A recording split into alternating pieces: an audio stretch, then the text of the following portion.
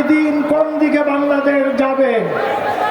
আগামী দিনের বাংলাদেশ কোরআনের বাংলাদেশ, আগামী দিনের বাংলাদেশ এদেশের শহীদের রক্ত ঝরা খুন রাঙা পথে লাল সবুজের বাংলাদেশ, যে বাংলাদেশে থাকবে না কোনো চাঁদাবাজি, যে বাংলাদেশে থাকবে না কোনো রাহাজানি, যে বাংলাদেশে থাকবে না কোনো হানাহানি। আমরা কাজী নজরুল ইসলাম সাহেবের একটি কবিতা বলতে চাই। আমরা টুটাবো তিমির রাত, আমরা আরিব রাঙা প্রভাত, আমরা টুটাবো তিমির রাত, বাধার বিন্ধ্যাচল। আল্লামা ইকবাল তাই বলেছেন, ফের তুঝে করনি হয় একবার ইস জাহা কি রাহবারি, ও খোদা কে নাম লেকর ফির আলম বরদারে বান।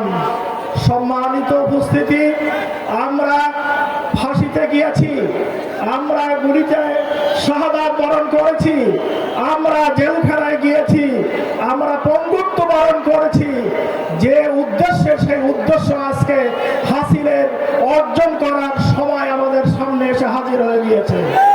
বন্ধুগণ, এই জমিনকে আমরা কোরআনের রঙে রঙিন করতে চাই, রাসূলের আদর্শে আমরা এই দেশকে প্রতিষ্ঠিত করতে চাই। আমাদের সম্মানিত আমির জামাত বলেছেন, আমরা চাঁদাবাজি করব না, এটা নয়, বরং আমরা চাঁদাবাজদের ঠিকানা এই বাংলাদেশে রাখবো না।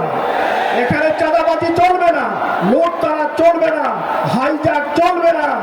এখানে চাঁদাবাজ মুক্ত বাংলাদেশ, এটা ইসলামের বাংলাদেশ।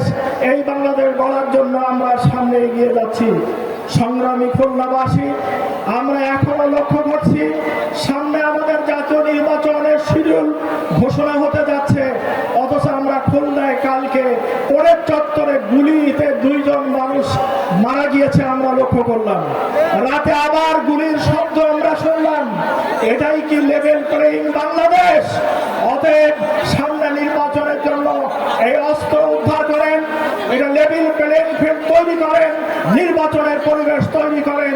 সরকারকে উদাত্ত আহ্বান জানিয়ে আমি আমার সংক্ষিপ্ত বক্তব্য শেষ করছি। আসসালামু আলাইকুম।